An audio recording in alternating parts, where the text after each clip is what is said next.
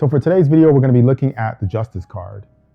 And I did quite a bit of research on this card. There were some things that I agreed with, some things that I thought were, I don't know, just not in line with my thoughts. And I want to share my opinion, my view on this card and what it might mean for you in a reading. So just stick around and we're going to go ahead and get started here.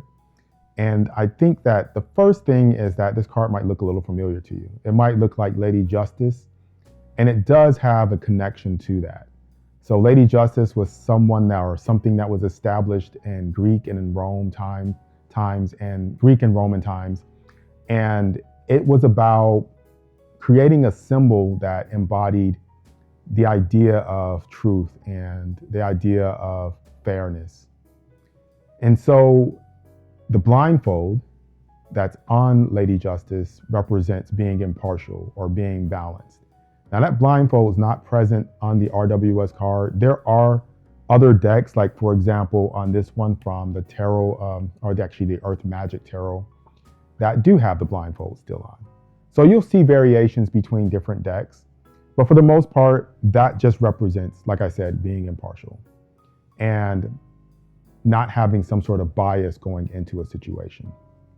Now, the other thing is the sword. The sword represents authority, so having the right to judge something, the right to look at a situation and assign some sort of penalty or punishment to that, and to adjust the behavior of something or the outcome, to determine the outcome. So you have to have that authority to do that. The other thing is the scales. The scales represent balance, so looking at all of the variables and all of the parts of a situation and making a decision that is based on good information, because sometimes situations can be missing facts. They could be missing things that get, hidden inside of a lot of the chaotic nature of life. And when that happens, of course, it's hard to determine what truth is. So the more that we can establish truth, the more that we can get truth out there, the easier it is to make these judgment calls, to make these decisions. So that's what that's about. So there is this twofold nature to justice. If we look at the Deviant Moon card, I think it really does play into that. The Deviant Moon deck has sort of a duality to it, just with all the cards, but I think it's particularly potent with this card because it has two sides to it, two swords. Justice is thought of as being twofold, and I think that that's true to some extent. I think that we're never going to really see everything the same. We're not going to agree on everything. I think one of the only things we really can agree on is that we're not going to all agree. And that's just a part of the nature of existence. But I think if we can get as close to that truth as possible and come to some sort of baseline, then that might help moving forward. But there are some things that I think are close to justice. So the foundational components of the universe, things like the laws of physics, gravity, for example, cause and effect, the law of conservation of matter, the things that are hinted on this deck right here, which is the Science Tarot, these things, you can see that they're the focus of this card. You have conservation of energy, you have cause and effect, or for every action, there's an equal and opposite reaction. You have cycles in the background. These kind of things are established, and they're things that apply to us all pretty much the same across the board on a foundational level. Now, of course, technology and things like that can change that, but on a foundational level, they do apply to us all the same. The Women of Science Tarot kind of takes the same tone. It applies to the entire universe as being a closed system. And within that closed system, within space-time, those are the rules that are established.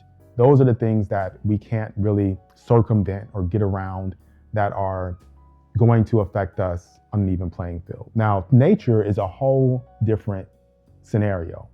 So when it comes to nature, nature is wild. Nature is more chaotic. Nature goes into this realm of order, and it trends towards entropy. It trends towards disorder.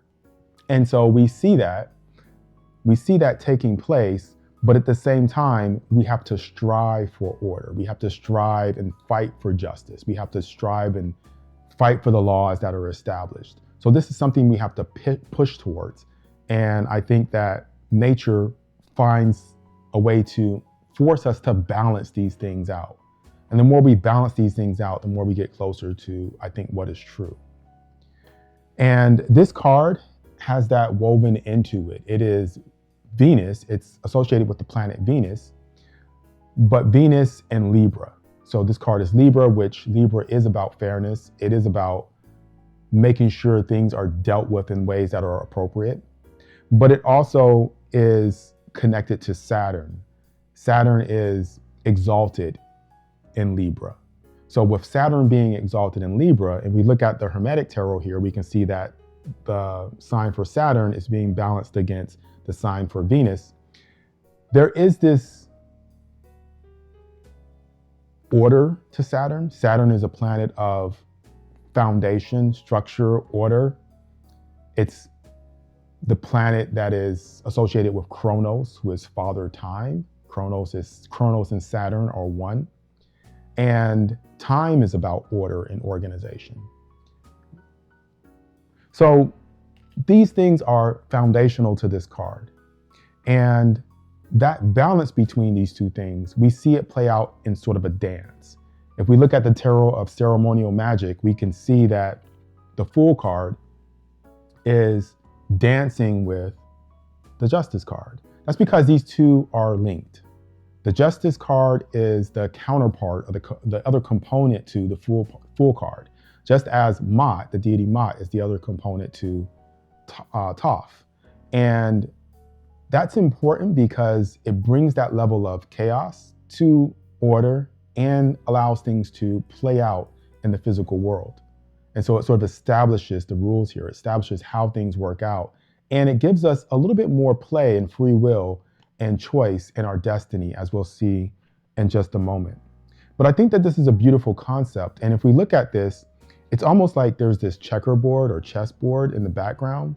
And there's this Vesica Piscis symbolizing creation. So it's that creation of order and organization. And then the Fool stepping into that to play things out in the world.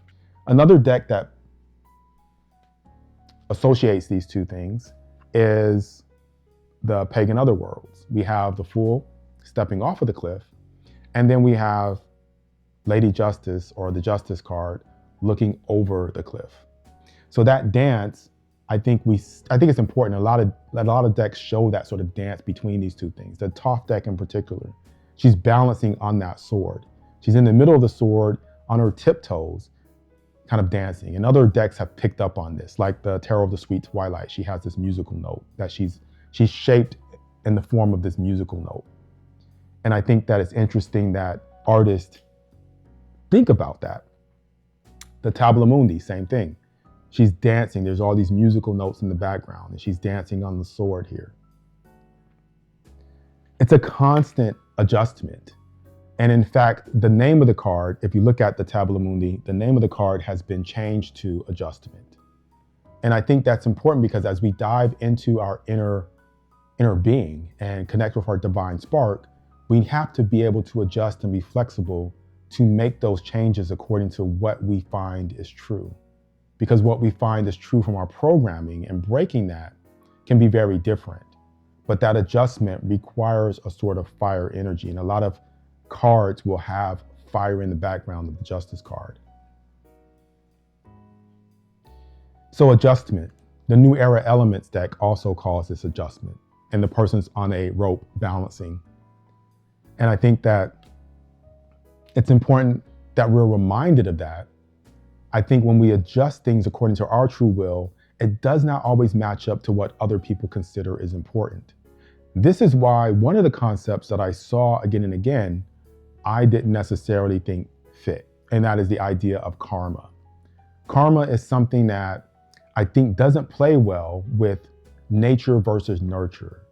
Our components that we come here with being a part of our personality, but then being molded by programming, being molded by how we're raised. there are other factors that play into it. And so karma cannot be applied justly within space-time. It's something that must play out when we leave. But there's a choice and a decision there that we'll talk about in a moment. Because we've been conditioned to think of karma and life lessons being associated with ascension and growth. And I told you that my thoughts on that changed. I told you about that when I was talking about the Hermit card. And some other cards, I mentioned this as well. And I changed my thoughts on that because I think that ascension applies to the cycles of reincarnation. It applies to the character and the role that we play here. And when we step off of the wheel, I think that those karmic rules cannot still be in play. They're still going to be in play for our character, and that growth can be an important part of if you want to reincarnate, if you want to continue cycles, because if you look at a lot of these decks, they have the Ouroboros on there. They have the snake on there chasing its tail. And that's up to you. That's perfectly fine. But once you get to the point where you have decided to take other pathways, there are some important decisions to make. And that's something that I don't think enough people think about. And I mentioned that in my last video. This card from the Surrealist Tarot taps into that idea of ascension and watching that growth take place, but within cycles, within repeating patterns. The Tarot Physics plays on that as well, but it plays on that with the Fool card, which is the Big Bang, which is the beginning of everything, and then DNA, which is the Justice card. So DNA being associated with like the Akashic records and everything that we do and everything being recorded within our physical bodies. When we leave here, you know, a lot of people when they're in their NDEs talk about their life reviews. All of that stuff is stored and recorded, and we look at all of that information to make decisions on our growth and our ascension, which, like I said, is fine for the karmic cycles, but stepping out of that, I think, is the goal. And I mentioned that in the Wheel of Fortune video. If you haven't watched that one, check that one out. I mentioned the idea of understanding cycles, but understanding them so that our point and our purpose as divine sparks is to break those cycles, to establish that understanding and to set our own destinies. And then this card from Navigator's Tarot of the Mystic Sea says destiny on the bottom. So what is your goal? What is your destiny? Some people are happy with the cycles and they want to continue that. There is this thirst that the soul has for the earthly experience. I was talking to someone about that the other day. And I don't think there's anything wrong with that. I think we need to understand and accept that connection to the ego, that grounding to the physical. But I think for some of us, we're ripe for the next part, the next phase of this. And I think that is the message that I try to give, you know, in this whole journey through the tarot. I think I went from more of a perspective of what can we do here to more of a perspective of let's look forward. This card on the Talisman Tarot sort of emphasizes that. Down here at the bottom, you have this trailer park. You have the physical world. You have something established here in the physical that we could look at. There's programming that takes place. There's a TV here. There's programming that takes place to tell us what is right, what is wrong, what to believe, what not to believe, how to act, how not to act. Getting past that program to the next level is where I think the top of this card really shines. Now, I don't know if the artist meant this, but they're not looking at anything else here. They seem sort of disillusioned by the illusion of justice. You have this person that is not looking at this book of laws. They're looking somewhere else and pondering something else. The other person has their back turned. You have this lightning in the background. They seem to be looking towards something that is off in the distance, but we don't know what that is. That uncertainty is okay. So there are options, right? These two cards, if you look at them together, one from the Circe Tarot that has Zeus holding the scales on there, which are, by the way, not even balanced. And then we have this one. So who decides? There is this assumption that I think we can avoid The assumption is that everything that we encounter is greater or has that right to judge. But does it? That's the question. That's the thing to consider. That's the thing to ponder. And I think that, now that's my cat out there, causing a little bit of chaos into the order of what's supposed to be this video, but that's okay. So in this part of the video, I'm going to do what I usually do, and that is to take one of the tarot cards and compare them to an element from the periodic table. And today we're going to be looking at element 11, which lines up with card 11, and that is sodium. So if you haven't watched my channel before, this is something that I've been doing from the beginning. It's sort of a form of alchemy that I find helps me learn about the tarot. It helps me sort of incorporate the meaning, and it makes me learn about myself. It's a little bit of a way that I can develop as well. So if you're interested in this and you want to stick around, then I'm going to go ahead and talk about this connection. And so sodium is one of those elements that on its own, like a lot of other elements, it is unstable. It's very reactive, in other words. And it wants to get rid of an electron, so it's going around trying to dump this electron off so that it can be stable. And when it does that, it becomes an ion. And that ion, because of its positive charge, is attracted to other ions that are of the opposite charge. And they come together and they balance each other out. And I think that's interesting because that's kind of the concept of the Justice card. The Justice card is about balance. It's about polarities coming together. The Fool, which is chaos and kind of entropy, and the Justice card, which is more order and truth and foundation, coming together and playing out and making things happen, making something that can be utilized in the physical world. And I think that sodium, it takes on those characteristics of something that creates a certain balance or strives for a certain balance. So when it comes together, for example, with chlorine, you get sodium chloride, and we can ingest that, and we need those electrolytes because they will dissociate when they go into our bodies. And those opposite charges are used by our bodies to create certain functions. So we work by using electrical impulses, and our muscles wouldn't work, we'd pass out, and you could even die if you don't get enough electrolytes.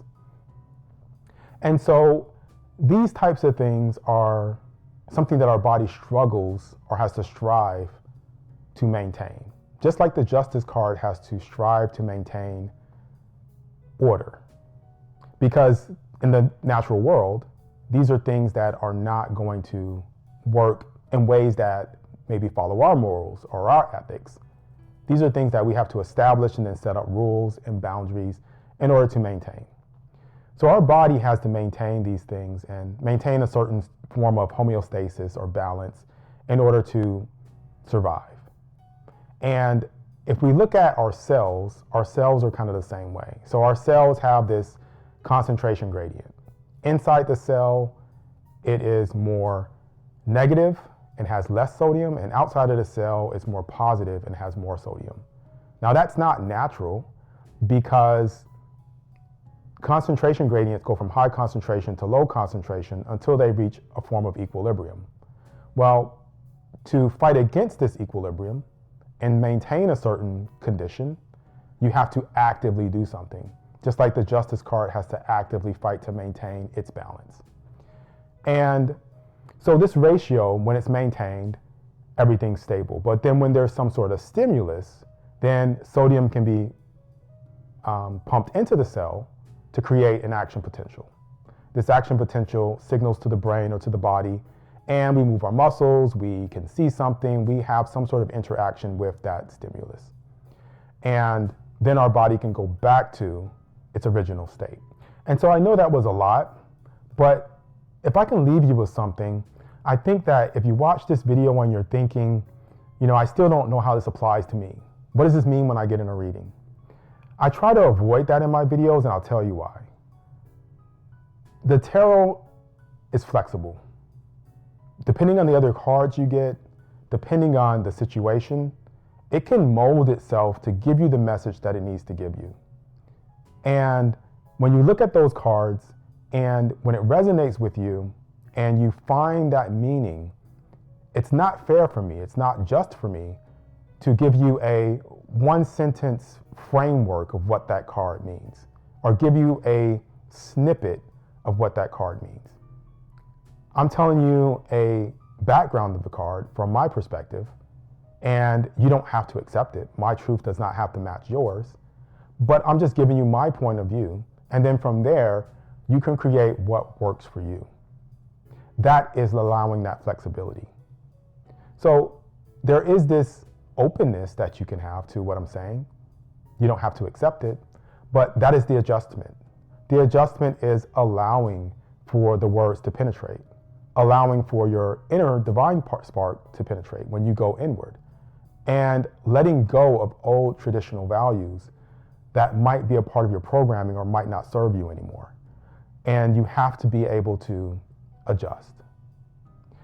And so I think that it's fair to allow that, to allow tarot to take its own form in your life and to have an application that fits a wide range of topics and things that I think are going to vary from person to person. So that's why I don't give like a general explanation of what it means exactly in a reading, because for you, to be honest, I don't know. I don't know what it's going to mean for you. I don't even know what your situation is. And so these things are vast. But if you understand the framework of the card, if you understand the foundation, then if I can give you that, then that's something you can build from. And I think that that's the important thing. So thank you guys so much for watching. My name is Will. This is Atypical Tarot, and I'll see you next time.